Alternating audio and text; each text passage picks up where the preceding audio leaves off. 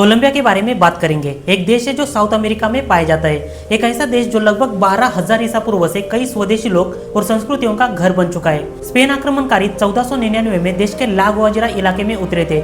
16वीं सदी तक उन्होंने देश के बड़े हिस्सों पर अपना साम्राज्य स्थापित किया था। सांता फे डे बोगोटा नाम का शहर, जिसे अपनी राजधानी बनाकर उस समय के ग्रेनाडा साम्राज्य को और भी ज्यादा ताकतवर बना दिया। स्पेनिश खोजकर्ता गोंजालो जी मेनेज डी क्वेज़दा, जिसने शहर को इतना बड़ा नाम दिया था। शहर के नाम के पहले दो शब्द जैसे कि सांता फे धार्मिक कारणों से दिए गए थे और बोगोटा नाम मुजिका जनजाति के मूल नाम बकाटा से लिया गया, जिसका अर्थ है खेती की भूमि। दुनिया के नक्शे में कोलंबिया आखिरकार बना कैसे, इसका इतिहास काफी रोमांचक है। संयुक्त राज्य अमेरिका और फ्रांस के समर्थन से 1903 में पनामा देश कोलंबिया से अलग हो गया, जिसके कारण देश की बॉर्डर हमेशा के लिए स्टेबल हो गई। अगर आप ध्यान से देखोगे तो एक बात पता चलेगी, देश का लोकेशन साउथ अमेरिका के सबसे ऊपरी हिस्से में, जिसके करीब मध्य अमेरिका, जिसे लैटिन अमेरिका भी कहा जाता है, एक ऐसा एरिया जो प्राचीन व्यापार के लिए काफी फेमस था। कोलंबिया के प्राचीन मानव सभ्यता के सबूत मेसो अमेरिका, कैरिबियन से एंडीज और अमेजोन बेसिन तक पाए गए थे। देश में इंसानी हस्तक्षेप के सबसे पुराने सबूत पुबेंजा और इटोटोमा नामक सबसे शांत, उजाड़ और सुनसान जगह पर मिले थे। इसमें से पुबेंजा आज भी ग्रामीण इलाका बनकर थमा है और टोटुमा मड वोल्केनो मतलब मिट्टी के ज्वालामुखी के लिए जाना जाता है। इसे मिट्टी का ज्वालामुखी इसलिए कहा जाता है क्योंकि गर्म मिट्टी उगलता है। हर साल पर्यटक इसे देखने के लिए आते हैं। मानव इतिहास में मिट्टी के बर्तन का एक अहम रोल है। अमेरिका में सबसे पुराने मिट्टी के बर्तन कोलंबिया के सैन जासिंटो इलाके में पाए गए थे, जो लगभग ईसा पूर्व 5000 साल पुराने थे। क्रिस्तोफस कोलंबस एक इटालियन समुद्री खोजकर्ता, जिसे यूरोप से अमेरिकी समुद्री यात्रा का श्रेय दिया जाता है। उसने भारत और एशिया के चारों तरफ समुद्री मार्ग खोजने की कोशिश की थी। हालांकि वो भारत नहीं आ पाया, लेकिन अटलांटिक महासागर पार करके अमेरिका के छोटे बड़े आइसलैंड पर कदम रखा था। लेकिन उनका नाम कोलंबिया देश के साथ कैसे जुड़ा? कोलंबस और कोलंबिया का क्या कनेक्शन है? इतिहास के पन्नों में देश के नाम का क्रेडिट कोलंबस को दिया जाता है, लेकिन वास्तव में उसने कभी भी उस जगह पर पैर नहीं रखा जहाँ आज का कोलंबिया देश मौजूद है। अमेरिका की खोज किसने की? इंटरनेट पर सर्च करने के बाद इस इंसान का नाम सबसे पहले आ जाता है, लेकिन इस खोज में 4 बातों को सही समझा जाता है। नंबर 1, अफ्रीका से एशिया, एशिया से यूरोप और यूरोप की बेरिंग स्ट्रेट क्रॉस करने के बाद आखिर में इंसान अमेरिका जा पहुंचा। कोलंबस की समुद्री यात्रा के कई हजारों साल पहले से बेरिंग स्ट्रेट क्रॉस करके कई सारे एशियाई लोगों ने अमेरिका में रहना शुरू किया था।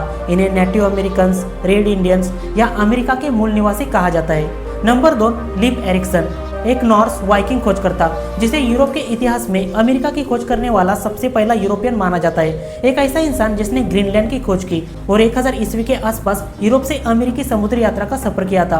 कोलंबस की यात्रा के लगभग 500 साल पहले का समय। तीसरे नंबर पर कोलंबस की खोज और चौथे नंबर पर अमेरिगो वेस्पुसी, जिसने साबित किया कोलंबस द्वारा खोजा गया द्वीप वास्तव में एशिया का हिस्सा नहीं बल्कि एक नया महाद्वीप था। स्पेन की रानी इजाबेला और राजा फर्डिनेंड का समर्थन मिलने के बाद कोलंबस को अमेरिकी समुद्री यात्रा करने के लिए ढेर सारा धन मिला था, लेकिन उसका मेन मकसद यूरोपियन लोगों की सेटलमेंट या उनकी बस्तियां वहां पर बढ़ानी थी। उनके मौत के बाद श्रद्धांजलि के रूप में कोलंबिया नाम देश को संदर्भित किया था, लेकिन उस समय देश को आजादी नहीं मिली थी, इसलिए नाम का सबसे पहले इस्तेमाल वेनेजुला के क्रांतिकारी फ्रांसिस्को डी मिरांडा ने 18वीं सदी के आखिर में उन अमेरिकी एरिया को संदर्भित किया जो उस समय स्पेनिश शासन के अधीन थे। 19वीं सदी में साइमन बोलीवर ने कोलंबिया, इक्वाडोर, वेनेजुला और पनामा को एकजुट करके ग्रैंड कोलंबिया बना दिया और यहाँ से आगे बैटल ऑफ बोया का युद्ध होने के बाद रिपब्लिक ऑफ कोलंबिया एक नया देश बन गया। देश की राजधानी बोगोटा पर एक नजर डालते हैं। राजधानी का इतिहास 6 भागों में बटा है। प्री कोलोनियल इरा मतलब किसी और देश का कब्जा होने से पहले का शहर, स्पेनिश विजय, स्पेनिश साम्राज्य, आजादी की लड़ाई, 19वीं और 20वीं सदी का समय और आधुनिक बोगोटा। स्पेन का कब्जा होने से पहले राजधानी पर मुजिका जनजाति के लोग साम्राज्य कर रहे थे। उस समय शहर को बकाटा नाम से जाना जाता था। बकाटा का मतलब है खेती की भूमि, क्योंकि मुजिका लोग खेती करने में माहिर थे। साल 1538 में स्पेनिश विजेता गोंजालो बकाटा में आया था। उसने मुजिका लोगों को अपने अधीन किया। 6 अगस्त 1538 को शहर का नाम बदल दिया। स्पेन में जिस जगह पर उसका जन्म हुआ था उसी को ध्यान में लेकर बकाटा का नाम सांता फे डे बोगोटा रख दिया।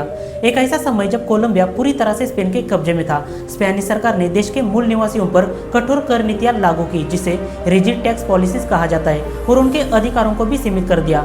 इस घटना के बाद कोलंबियन लोगों में नाराजगी बढ़ गई, लेकिन स्पेन का उस समय का कब्जा इतना ताकतवर था, उसके खिलाफ देश के लोग आवाज भी नहीं उठा सकते। सिर्फ इसी बात का इंतजार था कोई और देश स्पेन पर आक्रमण करे और ऐसा ही हुआ जब साल 1808 में नेपोलियन बोनापार्ट ने देश पर हमला बोल दिया और वहां के राजा 7वें फर्डिनेंड को हरा दिया, जिसके बाद स्पेन कमजोर हुआ। इस घटना को देखते हुए कोलंबियन लोगों में आजादी के नारे लगने लगे। 20 जुलाई 1810 को बोगोटा में स्पेनिश प्रशासन के खिलाफ एक आंदोलन हुआ जिसे फ्लावर पॉट विद्रोह कहा जाता है, जब कोलंबियन लोगों ने स्पेनिश व्यापारी के साथ झगड़ा किया और इस झगड़े को विद्रोह में बदल दिया। विद्रोह के बाद बोगोटा में स्पेनिश प्रशासन को हटाकर एक नई सरकार बनाई। यह पहला कदम था देश का अपनी आजादी की ओर। इसके बाद पूरे देश को आजादी हासिल करने के लिए कई और सालों का इंतजार करना पड़ा। कोलंबिया में बढ़ रहे आज़ादी के आंदोलन को बढ़ाने के लिए वेनेजुला, इक्वाडोर और पनामा भी शामिल हो गए, जिसके कारण ग्रैंड कोलंबिया की स्थापना हुई। राजधानी बोगोटा को 1810 में स्पेन शासन से आज़ादी मिली, लेकिन पूरे देश को आज़ादी हासिल करने के लिए साल 1819 में बैटल ऑफ बोया का युद्ध करना पड़ा और साइमन बोलीवर के नेतृत्व में वेनेजुला, इक्वाडोर, पनामा और कोलंबिया अलग देश बन गए।